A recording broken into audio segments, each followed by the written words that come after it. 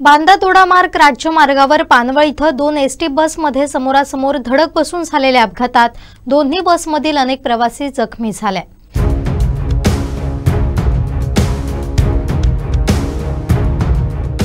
हा अपघात सकाळी 6:45 वाजण्याच्या सुमारास झाला। सुदैवाने मोठा अनर्थ टळला। मिळालेली माहिती अशी की बांदा फुकेरी बस फुकेरीतून बांद्याच्या दिशेने येत होती।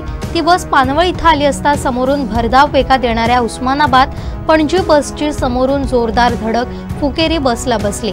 बस चालकाने ब्रेक लावत बसवर ताबा मिळवण्याचा प्रयत्न केला, मात्र बस भरधाव वेगात असल्याने धडक बसल्यावर सुद्धा जवळपास तब्बल 100 फूट फुकेरी बसला फरफटत नेलं।